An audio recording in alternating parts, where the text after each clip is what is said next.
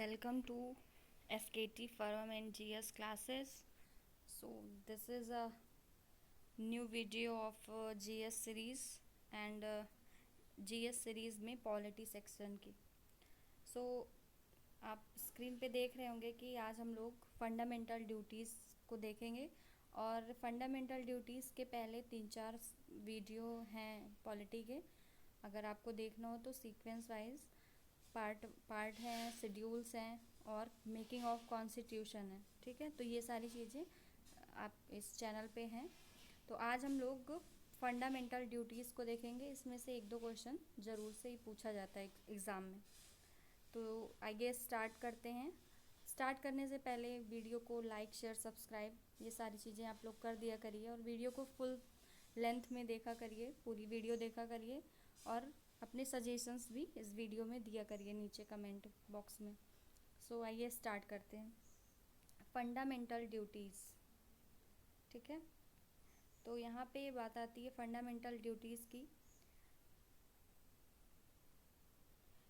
तो ये पार्ट हमारे जो संविधान में ये पार्ट 4 में रखा गया है और इसका आर्टिकल नंबर 51 का ए है. ठीक है, तो पार्ट 4 का ए और आर्टिकल नंबर 51 का ए रखा गया है. ठीक है, उसके बाद स्टार्ट होता है फंडामेंटल ड्यूटीज़. ठीक है, जो फंडामेंटल ड्यूटी है हमारी वो अगर कहा जाएगा कि संविधान में पहले से थी तो नहीं थी. ठीक है, तो संविधान में ये पहले से नहीं थी. ठीक है ना, जैसे फंडामेंटल जो राइट्स है वो हमारे संविधान में पहले से था, लेकिन जो ये है फंडामेंटल ड्यूटी ये हमारे संविधान में नहीं है. ठीक है ना, तो इस बात ये क्वेश्चन आता है कि क्या संविधान में पहले से ही ये दिया गया था, तो ऐसा नहीं है. ठीक, उसके बाद जो ये फर्स्ट टाइम इंक्लूड किया गया था ये कब किया गया था? 1976 में. ठीक है ना, 1976 42nd कॉन्स्टिट्यूशन अमेंडमेंट. 1976 में पहली बार कांग्रेस गवर्नमेंट ने इसको इंट्रोड्यूस करवाया था. ठीक है, कांग्रेस गवर्नमेंट ने इसको फंडामेंटल ड्यूटीज़ को क्या करवाया था? इंट्रोड्यूस करवाया था. और उनका स्टेटमेंट भी ये था कि जो फंडामेंटल ड्यूटीज़ को हमारे कॉन्स्टिट्यूशन में लागू ना करना ये सबसे बड़ी भूल थी, क्योंकि फंडामेंटल राइट्स का होना बहुत ज़रूरी है हमारे कॉन्स्टिट्यूशन में. ठीक है, तो जब 1976 में ये जोड़ा गया, ठीक है, तो भाग 4 के का में ये जोड़ा गया और फिर वहीं से आर्टिकल नंबर 51 का या फिर ए आप बोल सकते हैं इसमें रखा गया. और उस टाइम पे हमारे 10 फंडामेंटल ड्यूटीज़ थे. ठीक है, हमारे कितने फंडामेंटल ड्यूटीज़ थे? 10. ठीक है ना, तो इस तरीके से हमारी फंडामेंटल ड्यूटीज़ को लिया गया और इसके कई सारे प्रोविज़न्स जो डिक्लाइन कर दिए गए.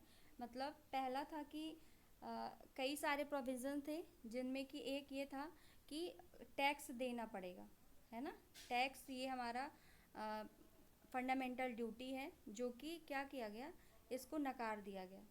ठीक है, और भी ऐसे कई सारे तथ्य हैं जो हमारी फंडामेंटल ड्यूटीज़ को बताते हैं कि हाँ ये सारी चीज़ें हमको पढ़नी थी लेकिन हमें अभी नहीं देखनी है. ठीक है, तो दूसरा हो गया कि ये वाला हो गया आपका पहला.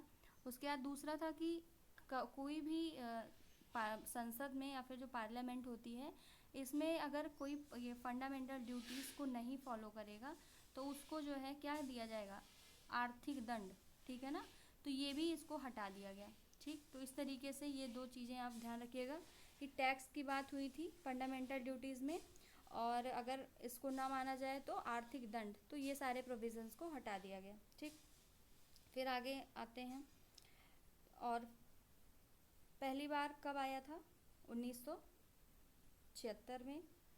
1976 में 42वें संविधान संशोधन में और 10 थे. ठीक है ना, और उसके बाद एक डेटा है कि ये जो है कहाँ से लिया गया था, जो इसकी जो स्टार्टिंग थी, तो ये हमारी रशियन कॉन्स्टिट्यूशन से प्रेरित था, इन्फ्लुएंस था, तो वहाँ से इसको लिया गया था। ठीक है ना। अभी भी बहुत सारे ऐसे जो हाई मतलब हाई इकोनॉमी वाली जो कंट्रीज़ हैं, जो बहुत डेवलप हैं, उनमें फंडामेंटल ड्यूटीज़ नहीं है। ठीक है, जैसे कि अमेरिका हो गया, ठीक है ना, अमेरिका हो गया, जर्मनी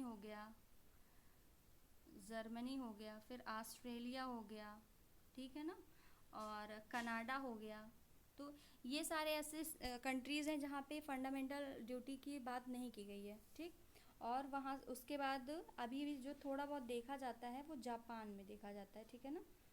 तो वहाँ से वहाँ भी ये थोड़ा नाम भर का देखा जाता है।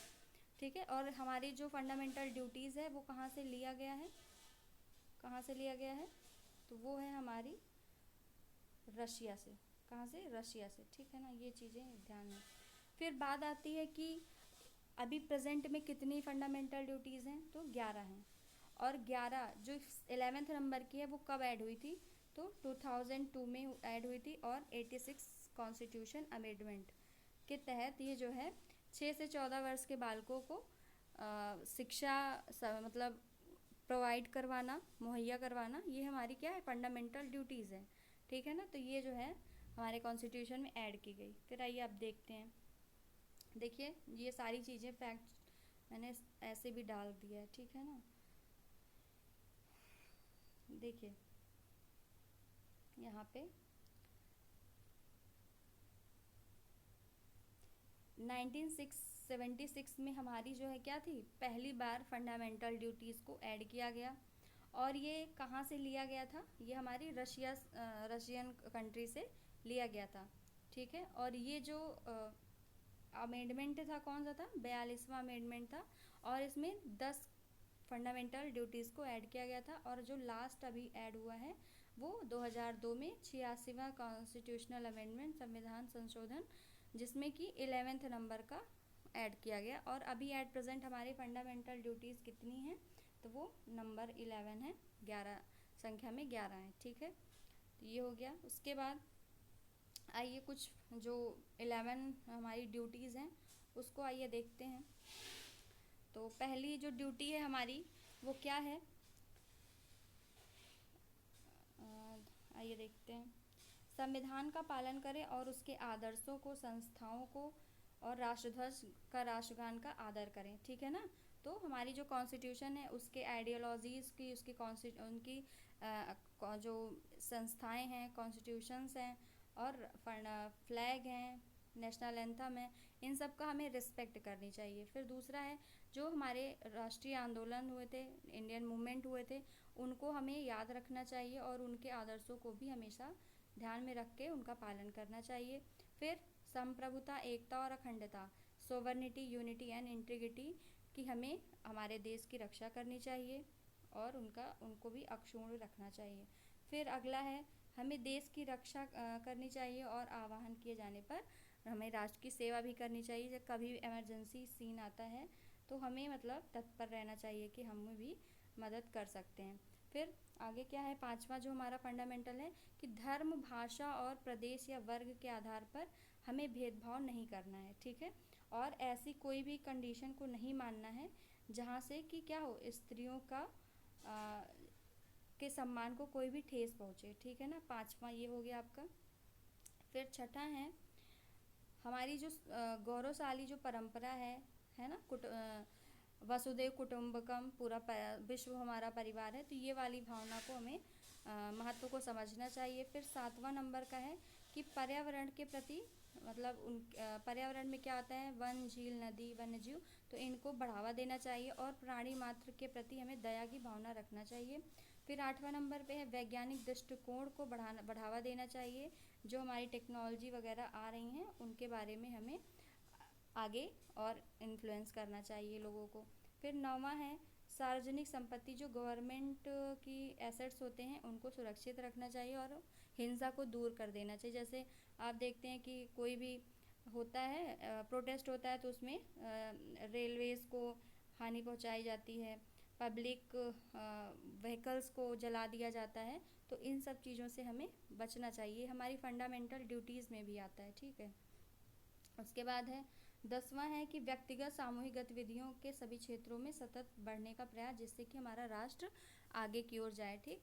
तो जो हमारी जैसे आप पर कैपिटा इनकम है या फिर जीडीपी की ग्रोथ में हमारा भी सहयोग रहे, ऐसी भावनाओं को लेकर हमारे राष्ट्र को ऊंचाइयों की ओर ले जाना चाहिए।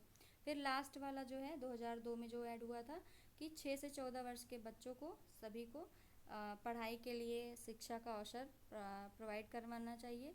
और ये हमारा 86वें संविधान संशोधन 2002 की बातें इसमें की गई थी, ठीक है।